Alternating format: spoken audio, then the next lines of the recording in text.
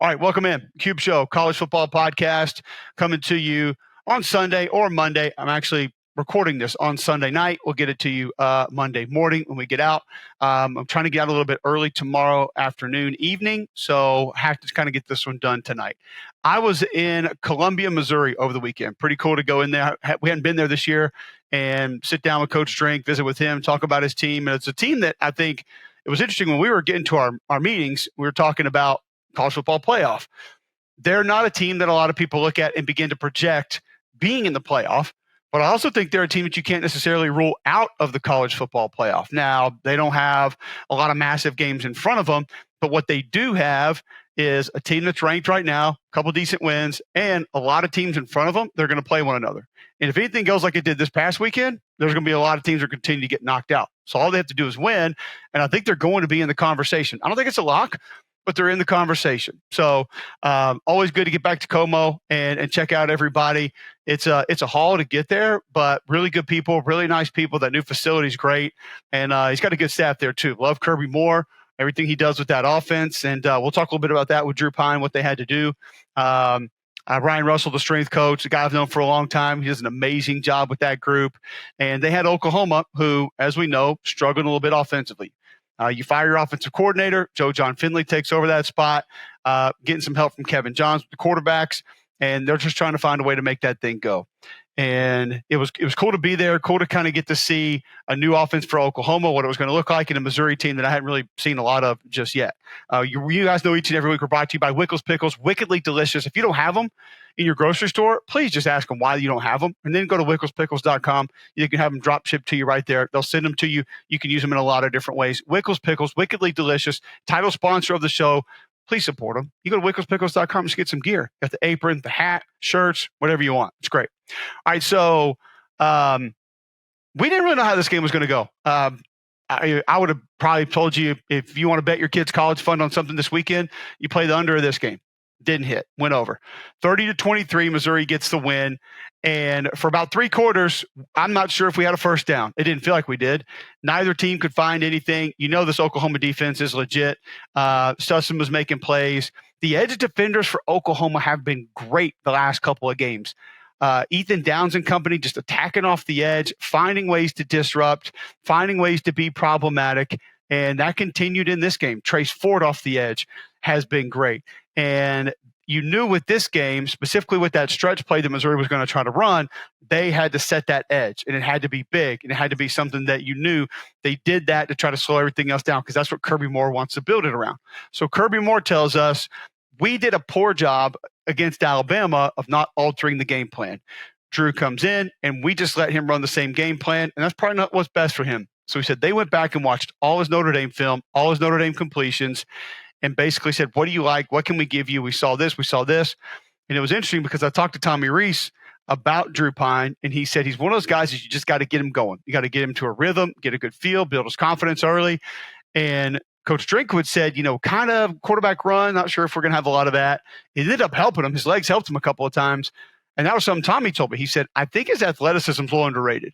I don't think people really value his movement and ability to move, but I think it's better than a lot of people believe. And Drew Pine used that in this game. Some escapability. They had a quarterback draw late. He had 8 carries for 15 yards, but escapability too. Sometimes just to be able to throw that ball away, because Oklahoma had pressure on a pretty regular basis. That was valuable for this football team. So I just, before we go a whole lot further with this one, for you guys that didn't see it, we had 2 scoop and scores in the last, let's see, just over a quarter of play. Okay, so 3:18 left in the game. Billy Bowman gets a scoop and score with 2 minutes left in the fourth. And then they would go score a touchdown, and then there would be another fumble return for touchdown by Missouri to go back up, and then the game would be over. This is the drive chart of how this game went. Punt, fumble, punt, field goal, downs, field goal, punt, field goal, punt, downs, touchdown, punt, fumble, touchdown, scoop and score for touchdown by Oklahoma, touchdown by Missouri, scoop and score by Missouri for a touchdown to go back up, and essentially would end up being the game winner, which I was sitting there trying to get our research department to look it up when Oklahoma hit the scoop and score, thinking who was the last Division I football team that had 2 game-winning defensive touchdowns in a season. I don't know the answer to it. I still don't. But that would have been wild to think about if they would have pulled that off after what Kip Lewis did to Auburn. And to be able to have that, I was thinking like that turnover chain Miami team, what was that, like 17, I think, would be my only guess on that, but I have no idea. Either way, the offenses were putrid early on. I don't know a nice way to say it. There's really not a nice way to get to it. They told us with Drew Pine that they wanted to give him more things down the field and out. Actually told us that his height has been a little bit of an issue because Oklahoma got taller, or Missouri got taller on the left side of their offensive line. They go 6'5" and 6'7" at left guard and left tackle, so that's been a little bit of a problem. I asked Tommy Reese about that. He said, it wasn't anything we ever battled, but, is what it is for him now. Nate Noel was going to be limited. You saw him get a couple of decent runs. Marcus Carroll busted like 1 or 2, like halfway decent runs, a lot of misdirection. Jamal Roberts had 1 or 2 late. But I think the longest run of the day was 10 yards for Missouri. There weren't a lot of explosive plays either way. The Luther Burden late pass down the sideline, which was kind of a jump ball, that was 33 yards. And then the Theo Weiss touchdown, which, by the way, the Theo Weiss touchdown in the corner of the end zone needs to be discussed more of how great that catch was, because he is kind of hovering out of bounds and he gets his foot back down inbounds as he's at full extension to go catch that football, and he attacked it really well. That was a great throw by Drew Pine. But I thought they did some nice things utilizing the tight ends, mainly in the blocking game, but then they slipped Norfleet out a few times, did a couple of things with him there. It just wasn't a lot of offense, period, in general. I mean, it just wasn't. Missouri wasn't really finding a lot. It was a colder, wet night. It was damp. It rained all day. The total yardage was 278 for Missouri, 257 for Oklahoma. It just wasn't happening. The Oklahoma O-line's beat up, but you had to be a little bit excited because you get Deion Burks back and you get Jalil Farouk back, and you're probably thinking, all right, got a couple playmakers here. Like, we got something to work with. So Jackson Arnold's back in. Joe John Finley takes over, and it has looked a little bit better the last couple of weeks. Bauer Sharp's been better blocking. He had a couple nice blocks in this game, doing some things well. 55 on the offensive line, I think, gives pretty good effort. But all in all, Tarquin couldn't go at left tackle, so you had another guy down there, and it's just a mash unit on that offensive line. And with the receivers and the running backs, how beat up they are, it's just they're just trying to plug and go best they can. The reality of it is this. Jackson Arnold throws a beautiful ball. Jackson Arnold's got great wheels, great escapability. He can help you in quarterback design runs. Once it gets past that quick game, you guys have heard me say this for a long time, it literally just melts down. I mean, the pitter patter of the feet like immediately come when it gets past that 1-2. But if it's RPO out of the mesh, ball out, like, it's clean, it's nice, it's usually accurate. The ball security, oh man, just can't drop the football rolling out, and then have to have an understanding in 2-minute drill late when you're trying to secure a win or go take the lead, driving your team down. He got hit, but you can't put that ball on the ground right there. I think they're going to have to at least consider something else. I think they're going to have to go back. And I mean, here's one question I think you have to ask yourself, like, where's Casey Thompson in all this? I know he's old. I know he's probably kind of beat up, but they tell us how great he is and how great he's been with the quarterbacks. Why not give him a shot? See what he can do. I mean, if he could just manage it, you got some playmakers back now, you might be able to sort of right the ship here at the end of the way. But man, it looked rough. For 3 quarters of football, Luke Azinga, your punter, was your leading passer, 1 for 1 for 43 yards. The fake punt was sweet. I mean, he takes a snap. It's like a running Tebow jump pass. I mean, that was still their longest play of the game to Bauer Sharp, 43 yards. The next longest pass of the game was Taylor Tatum on a tailback throwback, which was a great job by him selling that fake. He takes the pitch, and he did not look back. He invites it, and then last second turns and throws. And I mean, listen, you give Jackson Arnold credit right there for catching and going into the end zone, but there were 2 more people that had longer completions on the day than he did. That's the kind of day we're talking about. He's 15 of 24, 74 yards, 3.1 per. It's just not going to get it done. And it's not all his fault. I get it. I understand it. But I'm getting to that point where there are real limitations when you get to a certain point of a drop that are just it is just not going to happen, and they've got to find a way to work around it. The defense was still great. I mean, the defense was lights out. Danny Stutzman had 19 tackles, and to give you like, if you guys hadn't followed Danny Stutzman, he's been awesome for a long time. To give you historically how good Oklahoma is as a program, he just entered the top 10 all time in tackles, which is just ridiculous. Kip Lewis was great. He was flying around. We mentioned, Billy Bowman got that scoop and score. He was playing like his hair was on fire. Dominic Williams was penetrating and getting through. Jaden Jackson, good again. I mean, he did some really good things up front. I thought Oklahoma's defense showed up, and I thought they played well. Thought they did the things that they needed to do to give them a chance to win that football game. Special teams was a big help. But obviously, when you give the ball away and you give the ball away for points, you're not going to win that football game. Missouri, same way. I thought they were active up front. Christian Williams was in the backfield. He made some plays. Chris McClellan did some good things up front on that defensive line. I'm going to tell you, I've told you guys this before. The guy who I really liked was Marvin Burks Jr. We got to sit down with him, talk with him, and talked about just like why he plays such a ferocious manner of football. And he just said, I had older brothers and older cousins when I was a kid, and like that was you played hard. That was it. My dad demanded that of me. He's like, if you're going to play, you're going to play hard. Like that's what's going to happen. Like that's what it's going to be. So it was cool to kind of sit down with him and talk to him and get a little better feel for what like him as a person, because I love him as a player. Like he's one of my favorite players in this league to watch because he is dynamic and he is not afraid to come downhill and he is not afraid to thump. And it was the same thing in this game. He had a couple big hits in this game that I thought were going to change the game. But Corey Flagg, really good. Tristan Newsome, good. Toriano Pride made a play or two. Both defenses were solid. And it just came down to a couple people made a couple plays late. A couple people made a couple big mistakes late. And now all of a sudden you look at Oklahoma at 5-5. Missouri's at 7-2. And like I said, I'm not saying I think they're in. I'm not saying it's definitive that they are in. They have a massive game with South Carolina this weekend. We'll be on the call for that one. I'm excited to go to the other Columbia. Then your Mississippi State and Arkansas. You're not going to get a ton of credit for those wins. But we said 10-2 at the beginning of the season doesn't mean you're just in. I still believe that. But with the way this season's going, there might not even be a bunch of 10-2s to talk about, which gives you a big advantage. So we'll see. I don't know if that's how it ends up. I don't know if they're even going to be in that debate. I don't know if that's where we get to. But I do know that they put themselves in a pretty decent spot. And you're looking at a couple of different ways that Missouri is at least going to enter some conversations. And that's a pretty good thing. So I think they're going to get Brady Cook back next week. And then we'll kind of see where that goes after that. All right. So that was Missouri and Oklahoma, which was just an oddity. Weird game, weird parts of it. But fun being there in person, because it was just like a rock fight for 3 quarters. And then I'm not sure I've ever seen a fourth quarter like that in my life. All right, guys, I want to tell you about Prize Picks, best place to get real money sports action. Over 10 million members, billions of dollars in awarded winnings. Prize Picks has made daily fantasy sports accessible to all. You just pick more or less on at least 2 players for a shot to win up to 100 times your cash. It's easy. Run your game all season long on Prize Picks.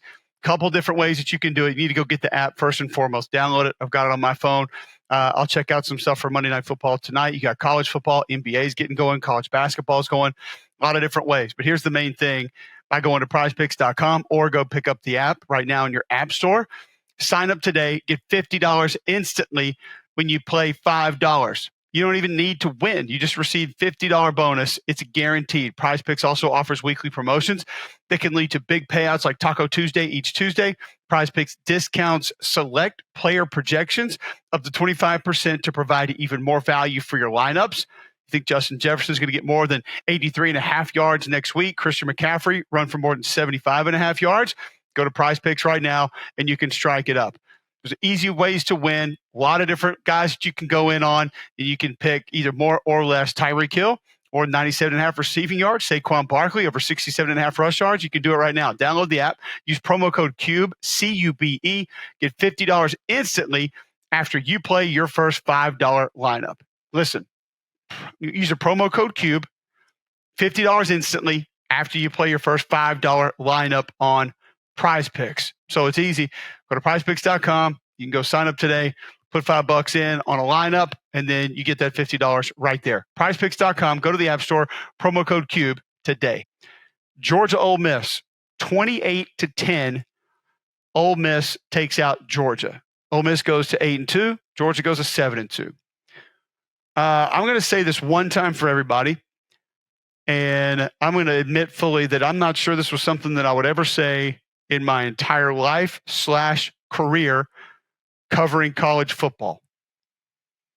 And pay attention closely. Ole Miss was the more physical football team. When measuring physicality in this game, Ole Miss was more. Let that sink in.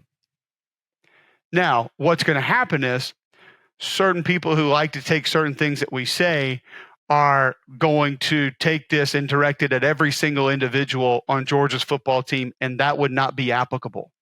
So please also try to understand that part of it, because Warren Brinson did some really good things. He was physical. Chad Chambliss was physical. He did some good things. I mean, certain guys got after it. It doesn't mean that nobody out there didn't play a physical brand of football. I mean, hell, 3 was going sideline to sideline like his life depended on it, like a Scud missile. However, collectively, all of it, one more time. Wait for it. Ole Miss was more physical than Georgia in the game. Trust me. I know what you're thinking. And I know I'm saying it and I'm thinking the exact same thing, but it's real, and it was. Georgia runs for 59 yards on 33 carries in this game. Yes, a couple Carson Beck sacks, whatever. Okay, so maybe they ran for 79 yards in the game. Nate Frazier, 12 for 47. ATN, 6 for 24. They couldn't get the run going, specifically between the tackles. It wasn't going to go. I thought they could have built a couple more things on the perimeter to get the run game going outside. I feel like that could have been there. You still had a couple misdirections, like Dylan Bell had the one around. I think it picked up like 12 yards. There were a few more of those that we actually saw last week that I think similar things could have gotten going. And maybe you wanted those earlier to try to make that defense run a little bit. But once you got into a situation where it turned into a drop back game, no, that wasn't the one that you wanted.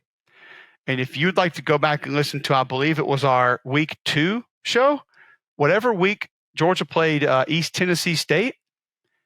And we told you right here on this show that the tackles and pass protection are going to be a problem because the ETSU ends were getting home. So were the Ole Miss ends. Feel like every single time. So once it got to that style game, it wasn't what Georgia didn't want to live there. And I do think there were some good things that Georgia did. I didn't think as much of it probably was on Carson Beck as people want to make out to be. When you don't have that kind of time and when people are in your face and your arm's getting hit, I mean, it's going to be difficult. Probably a little bit more quick game could have helped, but I don't think I expected it to be to this extent. Ole Miss offensively, not a ton of run the football. Like I give Stackhouse did a pretty good job inside. Like I said, Brinson did a pretty good job inside. I thought the defensive line was okay. And I thought Charlie Weiss Jr. and Lane Kiffin did an excellent job with their game plan offensively by doing this. Even though the run game wasn't there and wasn't great, their longest run was Dart for 28. They stuck with it. They were stubborn with it. And that paid off not because the run eventually got going. That paid off because they were stubborn with it. The defense still respected it, and the defense still reacted to it. So if you go back and you look at all the passing plays that Ole Miss had in this game, I would say I didn't chart it, but I should have, and I'm sorry. But I would say maybe like 5 were straight drop back protection. It's all play action protection, almost all of it. And what that does is if you go play action with a split zone or with a puller or you fire off the ball, those linebackers react a different way.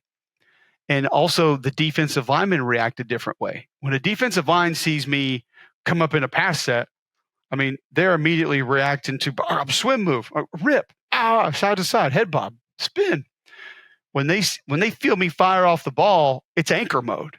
Like they're locking down. Well, that's a second or two of pass rush that's immediately gone. It's over. And so you probably say, well, why don't you just do that all the time? Well, because then if we start changing up our front and how we're operating on you and you miss that initial charge, we're in trouble. Kind of like when the video that's circulating around of the Ole Miss guys swimming the Georgia guys, sometimes that's how it works. And no, I don't think that was the Georgia offensive line not trying. Don't be dumb. So Ole Miss did a nice job staying with play action protection. That sort of slowed things down for a second. That stole some of the eyes of the linebackers and defensive linemen for a few extra moments to be able to help Jackson Dart find some different things down the field. The scissors or switch concept on the outside. So basically, two receivers that at some point are going to cross paths one way or the other. The inside receiver will end up outside. The outside receiver will end up inside. And he might end up on a crosser. He might end up on a post. He might end up on a dig. But either way, that concept into the boundary specifically, I think, gave the Georgia defense a ton of trouble, a ton of problems. They lost that 4 or 5 times for big gains. And it looked like they were going to be able to get to Jackson Dart early. They knock him out of the game. Here comes Austin Simmons, the lefty. He's throwing darts. Props to Austin Simmons. Looked freaking great when he came in the game. You could see why that coaching staff is as excited about him as they are, because he throws a beautiful ball. He's got a strong arm. He poised. You come in a game like that and you're poised, that's impressive. So I love the game plan. And then obviously, too, you saw a lot of quick intermediate throws. Caden Prieskorn had one nice catch. Daquan Wright had a couple of targets. You had a couple of intermediate throws. I mean, they didn't have huge plays. A couple 20-something yard receptions, a couple like 130-something yard reception. These weren't 60, 80, 90-yard receptions. But they understood what they needed to neutralize initially. They used a lot of throwback type plays. So misdirection, show some flow, turn throwback, tight end leaks out, a receiver in motion leaks out from the backside. A lot of that kind of stuff they just kept the defense thinking the entire time. And on the flip side of that Ole Miss defense is one that, 2 weeks ago, I think we said that starting to look like a defense that they could lean on. They can actually win them a game. Not that, hey, if they only score 32 instead of 52, they might be able to offset enough for them to win. No. That defense now looks like one that can go take a game and win a game. And for the most part, I thought they took this game. Now, I do think Lane throttled down a little bit offensively later in the game because he kind of felt like they were in control. But the linebackers were incredible. Daugherty and Paul made a lot of plays, knifed through, didn't allow those backs to get going, didn't allow them to get a full head of steam. Here's the reason they were able to do that is the defensive line. The defensive line, and they weren't even playing, they weren't two-gapping the entire time or occupying offensive linemen a lot of the time, but it's just they were so hard to deal with that those two were pretty much running free the entire time. A lot of the movement that they utilized ended up working. So Jared Ivey slanting down inside was able to go make a play. And then you also had a couple of guys that just were a terror in the middle. Walter Nolan's been that all year. And even though I think if you go look at his numbers, they're not great, he impacted this game on a lot of plays. Pegues was the same way. But Princely Malayan was unbelievable off the edge. Unreal. And he set him up early, had a couple speed rush wins. And when you get to speed rush wins, there's only two things that are coming next. Speed to power, and they're going to stab you and try to run over you, or they're going to get you upfield, and they're going to spin back inside. And they were all working for him because he won initially with that dip and rip, and he can get so low to the ground. He's so quick off the ball that it's so difficult to manage for an offensive tackle. And once he had that going, I think it was lights out Riley. So Perkins also off the edge did some good things, and even off the ball, he did some nice things. I was most impressed how some of the DBs, Washington, Amos, came up physically and played the quick game, because I thought Georgia had a nice array of screens that they attempted to run, but it felt like there was an Ole Miss defender there almost every time. They just didn't allow them to get loose.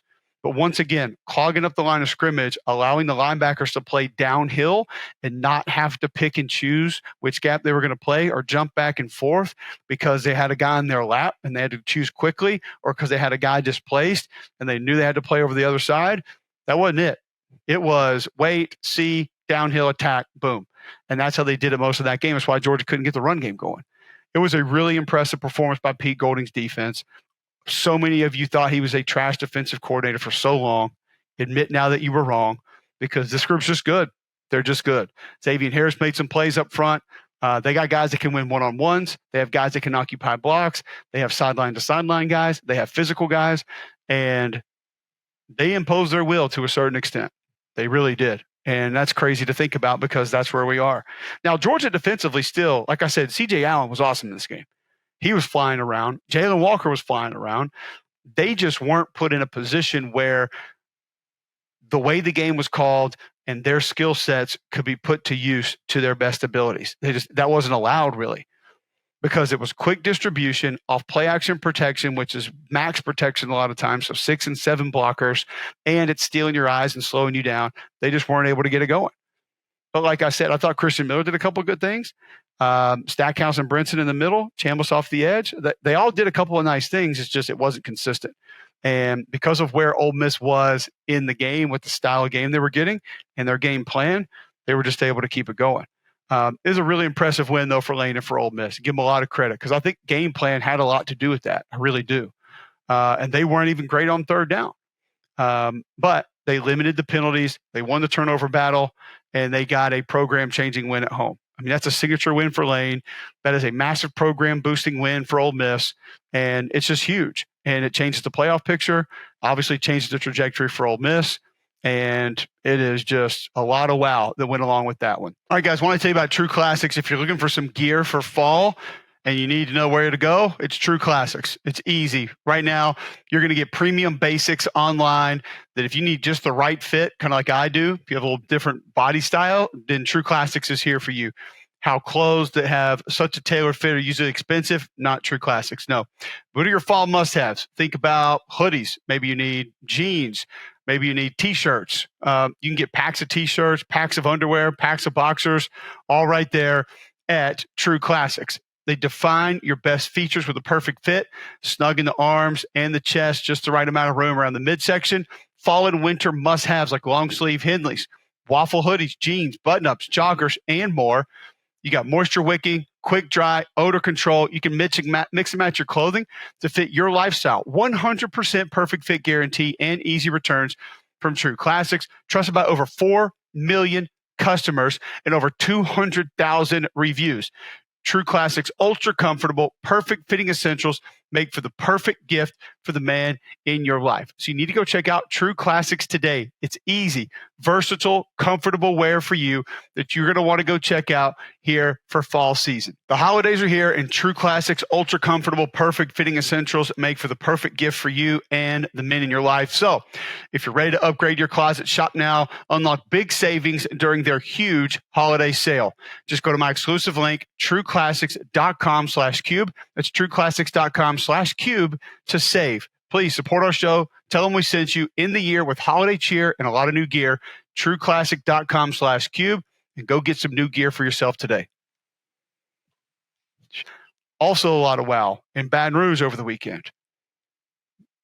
Feel like we've been having the conversation, just us here, just you guys and me, for a while about if and when Alabama was going to turn into a north-south run football team, because the capabilities are there. By God, they did it. Now, I'll start with this. I think, first off, Jalen Milroe felt more comfortable with, more confident in the offense, in the scheme. If you notice, like, a check down isn't always 1, 2, 3, oh, okay, last resort. Sometimes a check down is just understanding what the defense is, and your best option is just to go ahead and get it to the back. He did that early. That changes the defense's mentality, and it changes how they have to defend you. He also did that out in the flat. He did it over the line of scrimmage. He did it a couple different ways, and I thought that changed things for LSU. I think it backed them off just a little bit because they said, okay, we can't go full attack mode here because this kid's just going to get the ball out, and then we're in trouble. there was one specific formation that was deadly for Alabama in this game. Trips with a nub tight end. And I think LSU tried to stay in man coverage with it, which means if you have trips, 3 over here, that's got to be 3 people way over there, at least those 3 manning them up. You're going to have a safety over the top to help. And now I have center, guard, tight end, quarterback, back, all at least split kind of going that way. You can imagine, even without seeing it, I win the numbers game. I win. We're good. And then if my back is offset to the left and I want to add him as a lead blocker and we're going to run quarterback power or we're going to run quarterback lead, I really win. And that's what happened. Alabama really won. They really won with that formation and multiple plays off of it because they did a nice job early on letting him read it. And then they did a nice job letting him hand it. And then they did a nice job letting him follow the lead blocker off of it. I think they threw off of it one time. And there's a couple quick throws too. Like I said, Milroe he looked like he had a great understanding of playing within the system, not forcing things, not trying to keep plays alive. He was definitive when he did leave the pocket. I mean, I'll just say this. This wasn't a overly clean offensive performance for Alabama for 4 quarters. Like you see 42-13 and you think it was just up and down the field. There were plenty of stops. I mean, LSU, Weeks made some plays. I mean, it's not like they didn't make any plays. Now, the problem was they didn't make a ton of plays on third down because Bama was 10-13 on third down. So they couldn't get them off the field. But, I mean, there were individual stops on plays. It wasn't just that every play was, 20, 10, 15 yards. Alabama's reading receiver was Jam Miller, 5 for 50. Ryan Williams, only 2 catches. Now, Jalen had chunk runs, a bunch of chunk runs.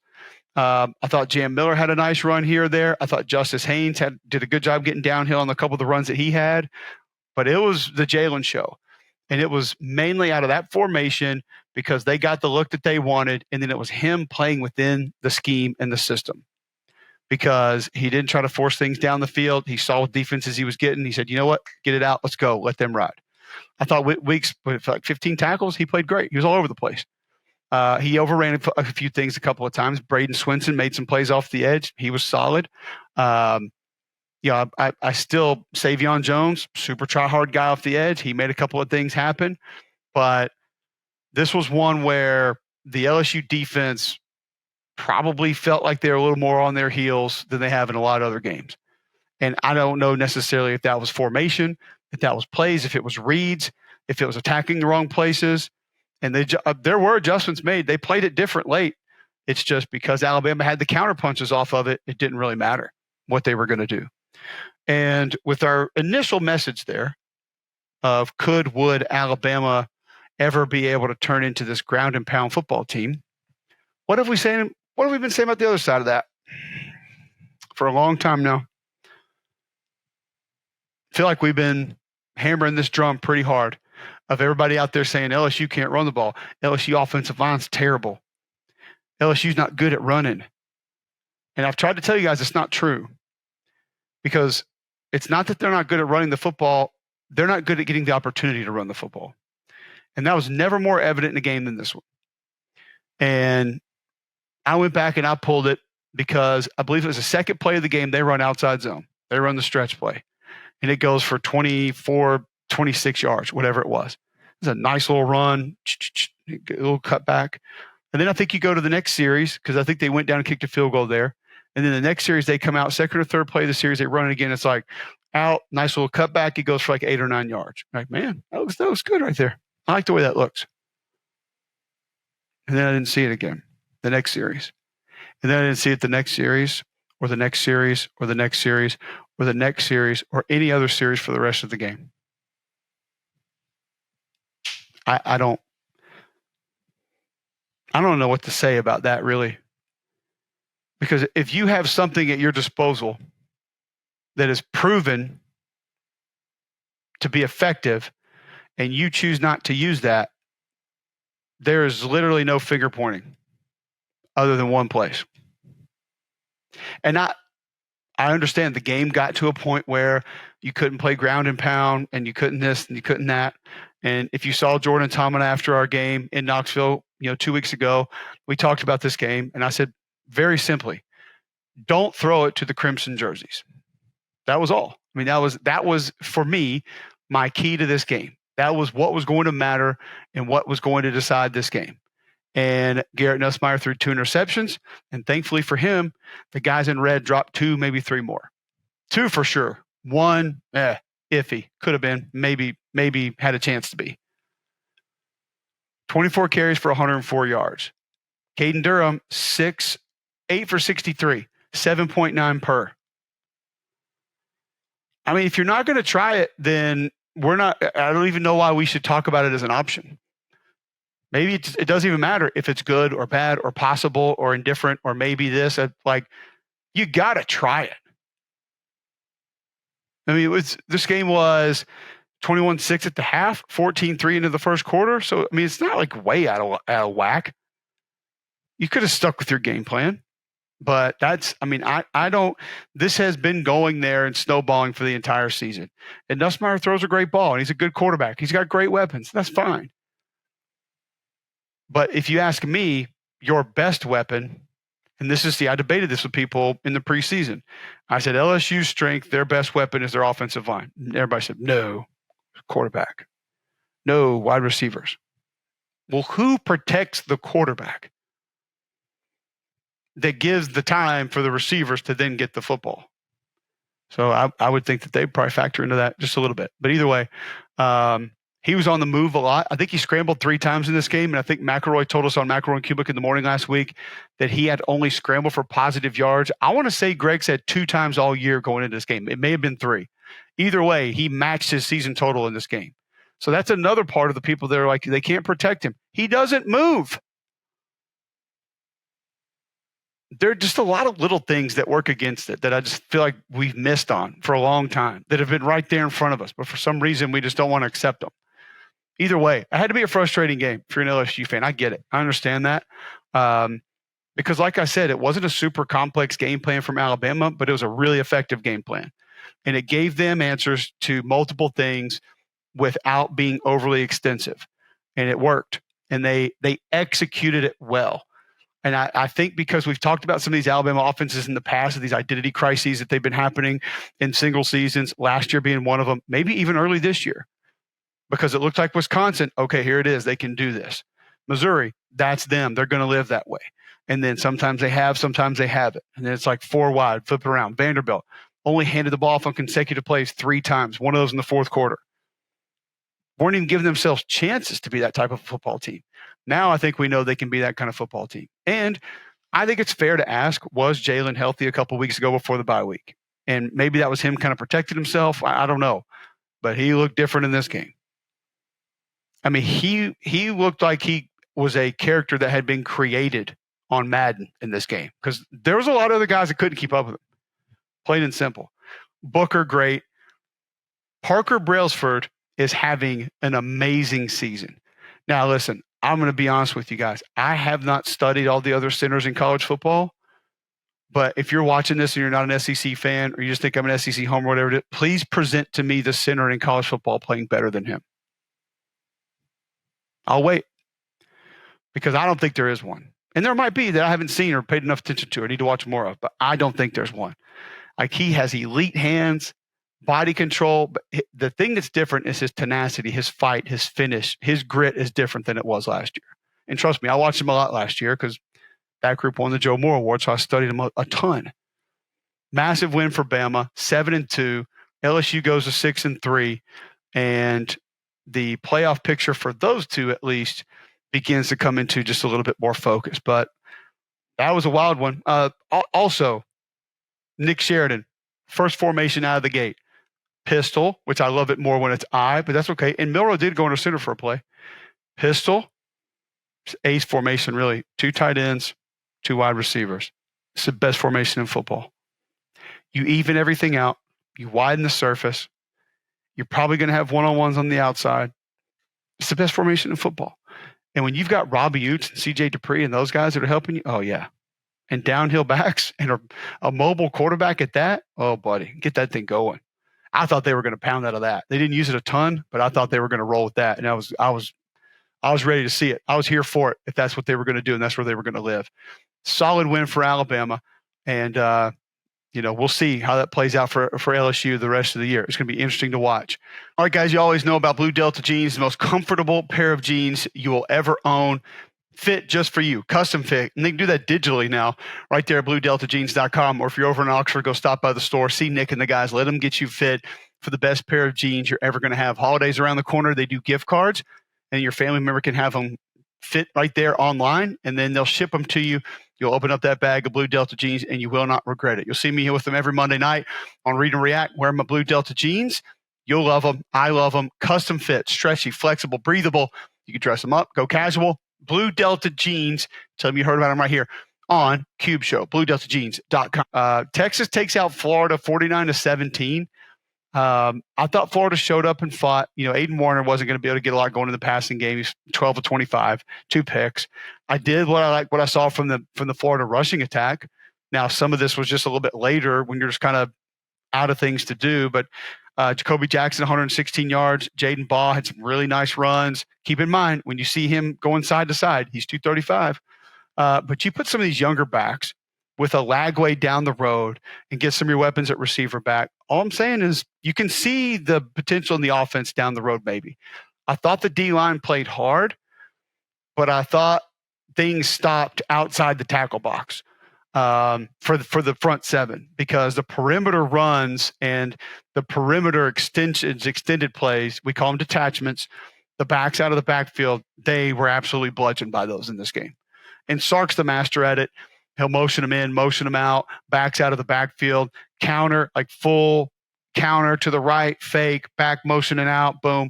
He hit a bunch of those, and Florida whiffed on a ton of them, and they turned into big-time explosive plays. That is stealing, folks. Like, you talk about free grass, free money. You talk about stealing yards, and hell, when you get to the end zone, stealing points for that matter, you can't let life be that easy. You can't let people live on that easy of a street. Jarrett Gibson went 16 for 100 and a touchdown in this game. But like I said, it was a receiving yards.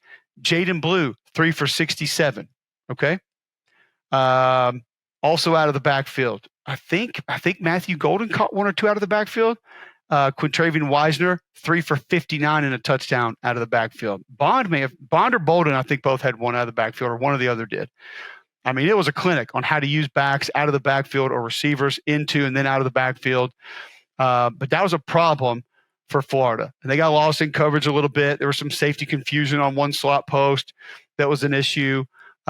Did not get to Quinn Ewers enough. And I say that's tough because I thought they had good effort up front, and he gets the ball out so quick. It's like, what are you supposed to do? It's hard to generate a real pass rush against him. Like, you almost have to and that's what Georgia did. All those extensions that I'm talking about, Georgia tackled those one-on-one. It's actually what Ole Miss did to Georgia really well this weekend, because Georgia tried to spit it out. I thought Bobo had a good screen plan, but it just didn't go anywhere because guys went out there and made plays. And Florida did not get out there and make plays. They just didn't. And then, so Texas gets a couple scores, and all of a sudden, they don't have to play high-risk football, so they can throw all these high-percentage throws left and right and then run the ball a little bit. And then even the defense can sit back on them and say, okay, we'll play aggressive up front, but we don't really have to overcommit from a number standpoint. Therefore, you won't be as successful running the ball. Where does Florida go at that point? I thought Bridges did a good job coming up playing the run for Florida. I thought TJ Searcy did some good things defensively, but it's just something like this was one that after halfway through the second quarter, they weren't going to be able to find their way back into this game. Trey Moore really good for Texas on defense. Anthony Hill's flying around. Zero's always fun to watch. He was popping people in this game. Colin Simmons was good off the edge. I'm going to tell you the guy, though, for Texas, for that defense, the group that doesn't get enough credit for the Texas defense, I still say is the middle of the defense. And Alfred Collins, big 95, was great in this game. I mean, he was blowing it up. Sadir Mitchell, too, 90 was in there. And here's the thing. It's not always tackles for loss and sacks, but those guys force plays to bounce. They force quarterbacks to move. They bat balls down. Like, all those things affect the game. And just people don't pay a lot of attention to them. But that's where that group is different. I think the middle of that defense is vastly underrated, and people are going to have to start paying attention to it, because Florida kind of tried to go right at them, and they got a few. I mean, you run the zone play as much as they do, rep it as much as they do with good backs, you're going to get a couple, and they did. But, I mean, Texas wasn't even great on third down this game. Texas had too many penalties in this game, and they still blow Florida out. So, impressive win for Texas as they're now 8-1.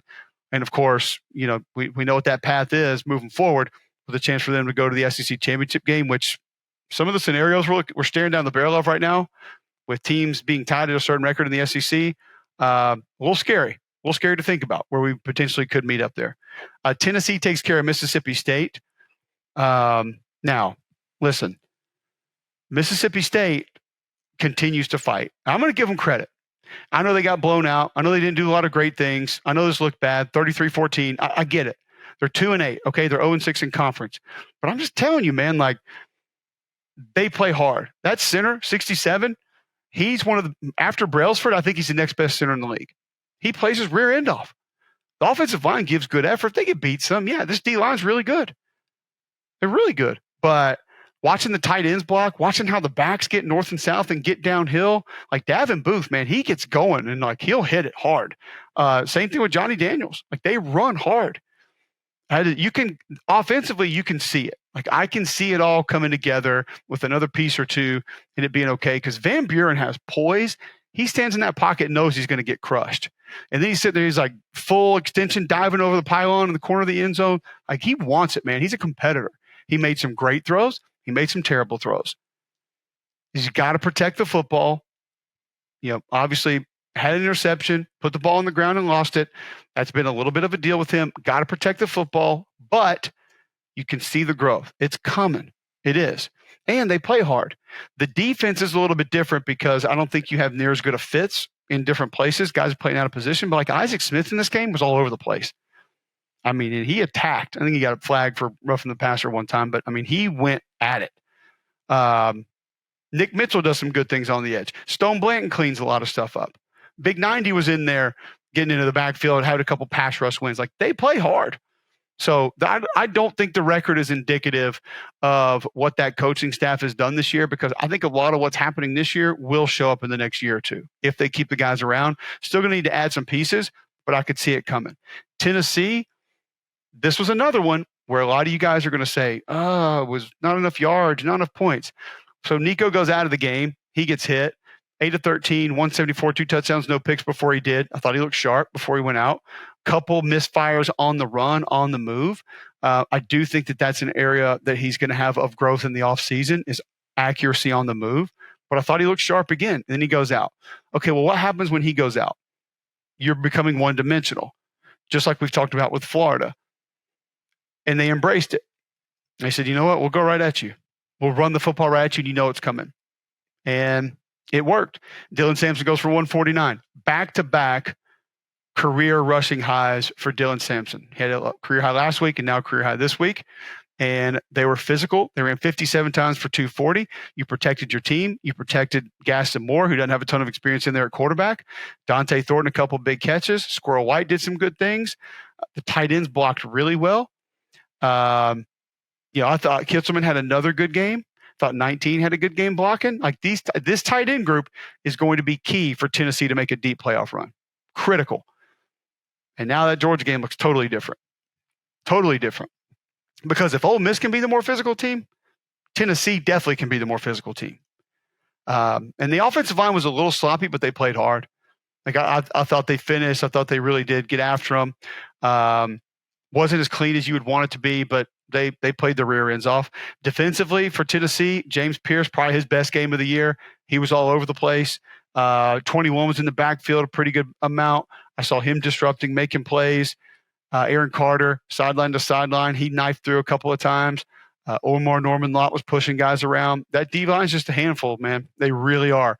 They're big. They're physical. They get after you. They can penetrate and disrupt. And now you see it's not just 27 off the edge. It's 19 off the edge. It's 90 off the edge. They have more numbers that can get you off the edge now, too, so they can roll those guys in and out. In the secondary, like Will Brooks continues to play well, so they're going to be tough. Ball security, still an issue. Have to shore up the ball security. Sampson put on the ground again. That can't keep happening. Cannot keep happening. 240 on the ground for Tennessee, 6 flags. They win the turnover battle, and they're only 5 of 14 on third down. So it's a solid win for listen, it's a conference win at home when your quarterback leaves the game. You take that, you move on, you're in the playoff hunt. That's all you care about right now. It's a solid win. But I'll go back to some of the things we hammered last week. Tennessee gets introduced to a different style fight. They accept it. They fight that fight. They win that fight. That is a major positive. That is a plus coming out of this game. Don't make it a negative. It's a good thing how that happened and how that went down. All right, Better Business Bureau of Central and South Alabama. Go to bbb.org. Plug that zip code in now. If you want to help your business, it's easy. A lot of different ways to help your business today. If you need more web traffic, if you need a web page design, if you need a digital billboard, they can help you. They want to get traffic not only to your storefront, which they can help you with that, but they want to get traffic to your business online. And there's a lot of different ways that they can help you. They've served over 3,000 customers in Central and South Alabama, driving digital business to them, driving foot traffic into their stores. They want to help you find new ways to help your business. Go to bbb.org today. Unlock all the different ways that they can help your business. Plug that zip code in right there. Offices in Birmingham, Montgomery, and Mobile. See how the Better Business Bureau of Central South Alabama can help your business today. All right, finally, South Carolina and Vanderbilt. This is a bad matchup for Vandy. I don't know another way to say it. Their offensive line has played fairly well this year. It's not a super talented group. They're not just going to bull people around. But I will say this. I think part of, not all, I'm not saying, the stupid shit like y'all did about Tennessee's offense where it's just been figured out. I wouldn't go that far. But there is a portion of what Vanderbilt does that I think people are beginning to realize, and that is we will let him stay in the pocket. And if he gets us, he gets us. Now, the problem was they forced him to have to operate from the pocket, and then South Carolina got upfield too much and got out of their rush lanes, and then he just left the pocket and beat them that way. He had 13 for 65 and a long touchdown run on the ground, 17 yards. He did some really good things leaving the pocket. He took up big shots, too. He popped right back up. Favorite play of the game, Pavia. Zone read. Dylan Stewart is flying in off the edge, like not many edge guys can in college football right now. Pavia hands it off, sees Stewart coming, and literally ducks his shoulder and doesn't absorb him, ducks his shoulder and attacks him, attacks the defense, goes at him, trying to put one on the defensive end who's crashing the mesh on a zone read. I'm like, this dude does not give a single rip about anything. I love it. It's hard not to watch this guy play football. But this is a bad matchup because this defensive line's active. They're athletic. They're fast. They were tracking things down from the backside. Keep in mind, a lot of these plays that are effective for Vanderbilt are slower developing plays, read plays, option plays, sprint outs, rollouts. That's great against a lot of teams. And even if you get the front side handled, problem is Dylan Stewart and Kyle Kennard tracking you down from the backside, they're getting there a lot faster than a lot of other teams are. So you got to make that decision more quick, and that's a problem. But I don't know if this is the third week in a row or maybe 3 out of 4, 2 out of 3 weeks, that downhill run game is not going for them. And that's got to go for this offense to get cranked up. They've got to get that ISO duo zone lead backside read play to Cedric Alexander going. And that's a couple times out of the last 2 or 3 that it hasn't gone. And when it doesn't, they can't build on it. And when they can't build on it, it's a lot easier for people to defend the rest of it. And it makes life really hard. So they didn't get that going. Stowers 4 for 41. Not many explosive plays for Vanderbilt in this game. They got Pavia from the backside one time. He puts the ball on the ground. Also, and it didn't cost him in this game because he didn't throw a pick. They have got to work with him on getting rid of the football while retreating. I know he's trying to keep plays alive. I know he thinks he can keep every play alive, and that's great, and I respect that. But the fadeaway throws are going to be very costly for this team. He's got to cut those down. So I'm not talking about the lawsuit thing because I think it's insanity, but either way, love watching him play football. And I thought Vanderbilt had a couple guys on defense play well, like Linus Zunk off the edge, 95. He did some good things. Langston Patterson played great. He played hard. Fournette, too. He played really well. The linebackers were really good in this game. Third level came flying up and whiffed on a couple of plays that turned into big runs for Rocket Sanders. Those needed to be handled. Longwell, 4, played well also. But there were a couple of DBs that came flying up and missed some tackles that it was a problem. Off the edge, I thought Miles Capers, 29, had a couple really good rushes off the edge, did some really good things. They were flying around. It's just This is a tough offense right now because Rocket gets north and south, and he's tough to bring down. Lenoris, I thought Dow Loggins did a really nice job with Lenoris Sellers in this game of giving him a couple more just straight drop back plays. No read, no play action, no options, no pops, like not an RPO, just get in the pocket, get cozy, look, deliver football. Just to kind of get that part of the game going a little bit more. He needs more reps doing that. He was 14 to 20, 238, 2 touchdowns. He ran 13 times for 38 yards. Still has to take care of the football. He got away with a couple throws that in a lot of games he's not going to get away with. And he put 2 balls on the ground. You can't do that.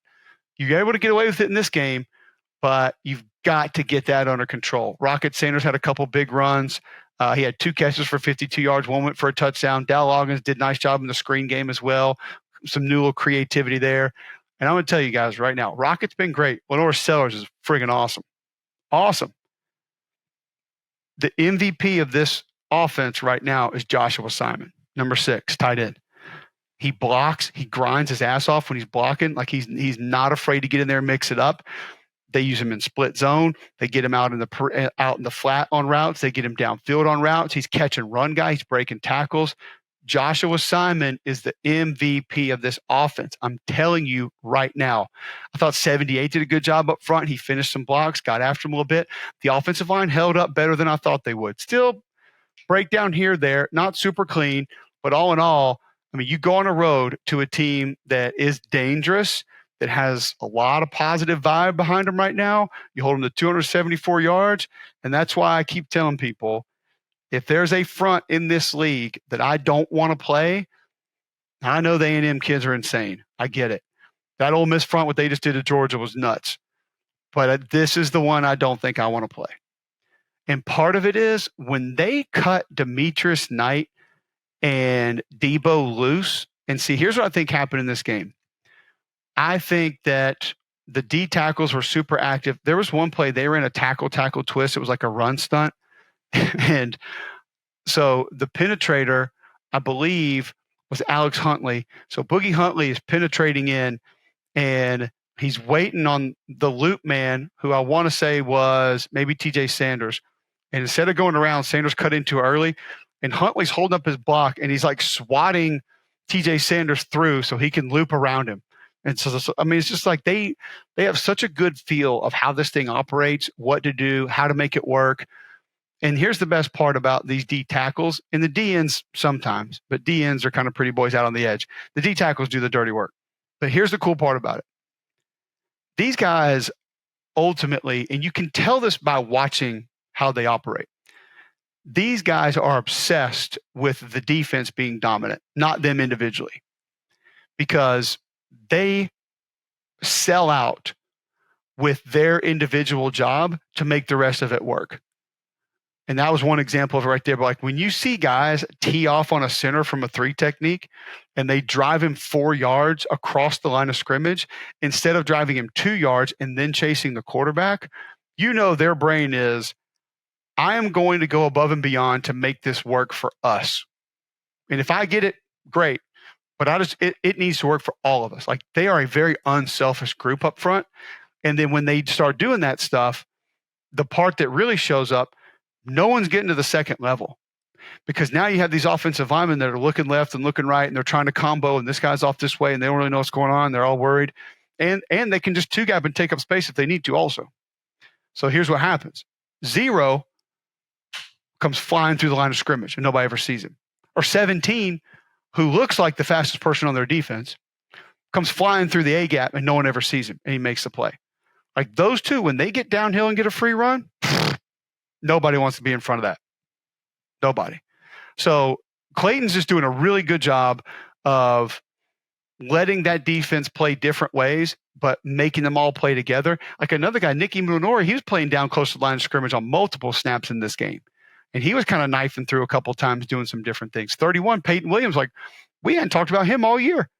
And here he is in the backfield, knocking passes down and up by the line of scrimmage, making plays. It is a team effort right now on that side of the ball, and it's cool to watch. It's fun to watch because they're doing it at a high level. And I mean, you think about this path now. Missouri this weekend, still a tough team. They got some good players, and then Wofford, and then Clemson on the road. Looks a lot different than it did when we were talking about it in preseason. Just saying. Thank you guys for tuning in. Sorry about the audio issues. For some reason, the other mics wouldn't hook in, so this is the one I use for radio, so I'm using this one. We're going with it. Fun weekend of college football. I mean, a lot of surprises, a lot of things I didn't expect to happen, and a lot of them in this league, which was even crazier. And we're teed up for another crazy one next weekend. So make sure you subscribe. Make sure you tell your friends about it. We appreciate you tuning in. Appreciate you being a part of it. And we'll be back next week.